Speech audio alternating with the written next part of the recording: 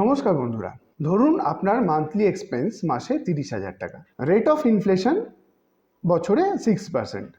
তাহলে আপনাকে যদি প্রশ্ন করা হয় 15 বছর পর আপনার এস্টিমেটেড মান্থলি এক্সপেন্স কত হবে, তাহলে কি আপনি বলতে পারবেন? বা ধরুন আপনি কোনো একটা মিউচুয়াল ফান্ডের স্কিমে, গ্রোথ স্কিমে ইনভেস্ট করেছেন 10,000 টাকা, 7 বছর পর তার ভ্যালু গিয়ে দাঁড়ালো 20,000 টাকা।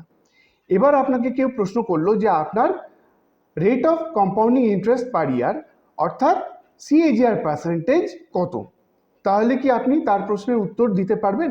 খুব সহজেই দিতে পারবেন যদি আপনার কম্পাউন্ডিং সম্পর্কে ধারণা থাকে। তো আজকে আমরা কম্পাউন্ডিং নিয়ে আলোচনা করব, মিউচুয়াল ফান্ডে কম্পাউন্ডিং এবং কম্পাউন্ডিং এর কিছু রিয়েল লাইফ এক্সাম্পল আমরা দেখব। তো বন্ধুরা, আমি আগেও বলেছি যে আমি আমার এই চ্যানেল ইনভেস্ট গেইনের মাধ্যমে আমার ভিউয়ার যারা আছেন তাদের বেসিক কিছু কনসেপ্ট দেওয়ার চেষ্টা করব আমার সীমিত নলেজের মাধ্যমে, যাতে তারা মিউচুয়াল ফান্ডে ইনভেস্টমেন্ট তারা নিজেরাই কিছুটা অ্যানালাইজ করতে পারেন এবং মিউচুয়াল ফান্ডের বাইরেও ফিনান্সের যে বেসিক কনসেপ্টগুলো আছে সেগুলো রিয়েল লাইফ প্র্যাকটিক্যাল ফিল্ডে তারা অ্যাপ্লাই করতে পারেন। তো আসুন আজকে আমরা শুরু করি কম্পাউন্ডিং নিয়ে। তো কম্পাউন্ডিং সহজ ভাষায় বলা যায় যে the process of earning on earnings, অর্থাৎ আপনি কোনো একটা জায়গায় ইনভেস্ট করেছেন, কম্পাউন্ডিং রেটে ইন্টারেস্ট পাচ্ছেন, তাহলে আপনি ইনভেস্টমেন্ট অ্যামাউন্টের ওপর যে ইন্টারেস্ট পান সেটা রিইনভেস্ট হয়ে যায়।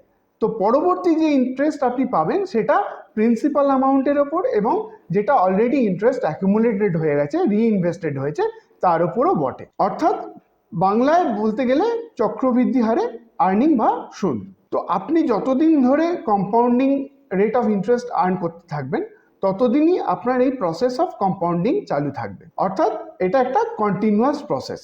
যেহেতু কম্পাউন্ডিং হচ্ছে আর্নিং অন আর্নিংস, সেই জন্য এই কম্পাউন্ডিং আর্নিংকে ম্যাগনিফাই করে, যে কারণে বলা হয় compounding is not a math, it's a magic. Compounding period daily হতে পারে, উইকলি হতে পারে, মান্থলি হতে পারে বা অ্যানুয়ালি হতে পারে এবং এটা একটা কন্টিনিউয়াস প্রসেস। এবার আমরা কম্পাউন্ডিং এর যে সহজ ফর্মুলা যেটা আমরা অ্যাপ্লাই করতে পারি সেই ফর্মুলা কিরমভাবে ডিরাইভ করবো, অর্থাৎ সেই ফর্মুলা কিরমভাবে তৈরি করব সেটা আমরা দেখে নেবো একটা রিয়েল লাইফ এক্সাম্পল। ধরুন আপনি কোনো একটা ব্যাংক অ্যাকাউন্টে ইনভেস্ট করেছেন 100 টাকা, রেট অফ কম্পাউন্ডিং ইন্টারেস্ট হচ্ছে 10%, 3 বছরের জন্য ইনভেস্টমেন্টটা করেছেন। তাহলে প্রথম বছর শেষে আপনার আর্নিং গিয়ে দাঁড়াবে 100 ইনভেস্টমেন্ট অ্যামাউন্ট গুণ 1 প্লাস 0.10, যেটা রেট অফ কম্পাউন্ডিং ইন্টারেস্ট সেটাই। দ্বিতীয় বছরের শেষে আপনার আর্নিং গিয়ে দাঁড়াবে 100, যেটা ইনিশিয়াল ইনভেস্টমেন্ট, গুণ 1.10, যেটা প্রথম বছরের শেষে আপনার আর্নিং। আবার দ্বিতীয় বছরের শেষে আর্নিং হবে ইন্টু 1.10, অর্থাৎ 100 গুণ 1.10 গুণ 1.10। তৃতীয় বছরের শেষে আপনার আর্নিং গিয়ে দাঁড়াবে 100 গুণ 1.10 গুণ 1.10 গুণ 1.10। সুতরাং এটাকে আমরা সহজভাবে লিখতে পারি 100 into 1 plus 0.10 two the power 3, অর্থাৎ ম্যাচুরিটি অ্যামাউন্ট, যেটাকে আমরা ফিউচার ভ্যালু বলি, সেটা is equal to initial investment, যেটাকে আমরা প্রেজেন্ট ভ্যালু বলি, এক্ষেত্রে 100 টাকা, গুণ 1 প্লাস 0.10, অর্থাৎ rate of compounding interest to the power 3, যেটা নাম্বার অফ পিরিয়ড বা নাম্বার অফ কম্পাউন্ডিং পিরিয়ড, যেটা এক্ষেত্রে 3। সুতরাং এটাই হলো কম্পাউন্ডিং এর সহজ ফর্মুলা, অর্থাৎ ফিউচার ভ্যালু বা maturity amount is equal to initial investment বা প্রেজেন্ট ভ্যালু গুণ 1 plus compounding rate of interest to the power number of period. সংক্ষেপে বলা যায় future value is equal to present value into 1 plus r to the power n. তো এখানে যদি কোনো একটা এক্সাম্পলে বলা থাকে যে আপনার প্রেজেন্ট ভ্যালু অর্থাৎ initial investment amount, future value অর্থাৎ ম্যাচুরিটি অ্যামাউন্ট এবং নাম্বার অফ পিরিয়ড অর্থাৎ নাম্বার অফ ইয়ার বা নাম্বার অফ কম্পাউন্ডিং পিরিয়ড, তাহলে আমরা কম্পাউন্ডিং রেট অফ ইন্টারেস্ট বা আর বার করতে পারি।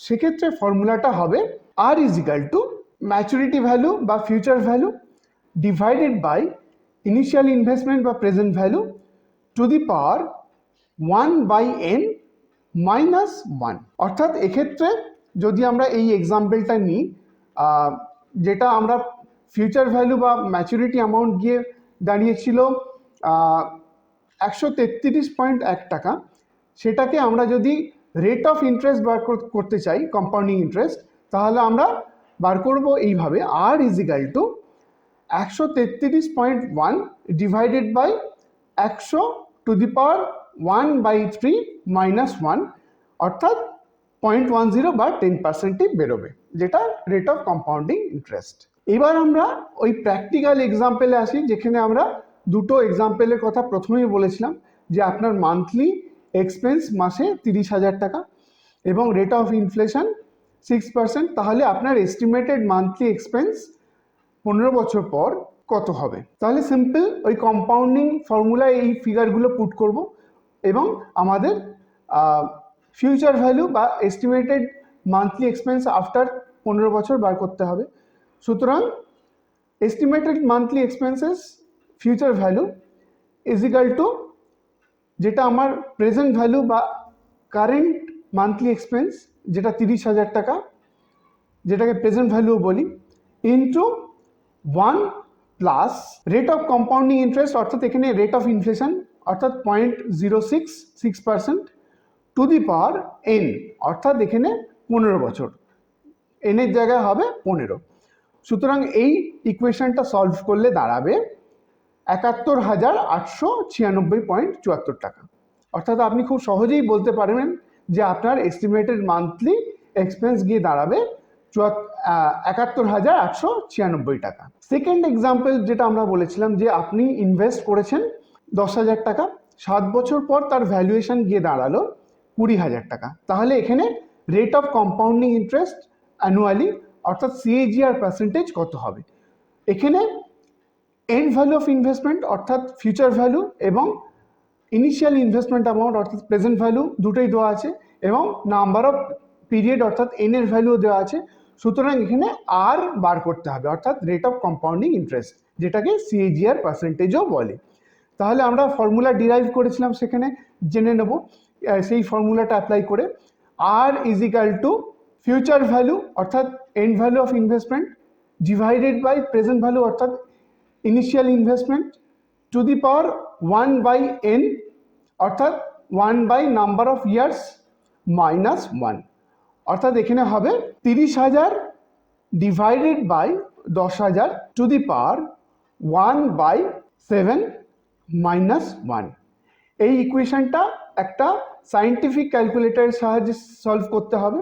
এই সায়েন্টিফিক ক্যালকুলেটর বলে রাখা দরকার যে প্রায় প্রত্যেকেরই আছে, কারণ স্মার্টফোনে জেনারেল ক্যালকুলেটর, বেসিক ক্যালকুলেটর এবং সায়েন্টিফিক ক্যালকুলেটর দুটোই দেওয়া আছে। সুতরাং সায়েন্টিফিক ক্যালকুলেটর থেকে এই ক্যালকুলেশন সহজেই করে নেওয়া যাবে, এবং এই ক্যালকুলেশনটা করলে গিয়ে দাঁড়াবে rate of compounding interest annually বা CAGR পার্সেন্টেজ গিয়ে দাঁড়াবে 16.99% বা প্রায় 17%।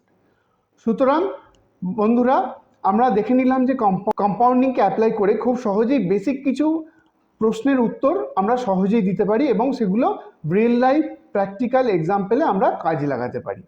তো বন্ধুরা, আপনারা যদি আমার এই ভিডিওটি লাইক করেন, তাহলে চ্যানেলটিকে অবশ্যই সাবস্ক্রাইব করবেন এবং শেয়ার করবেন।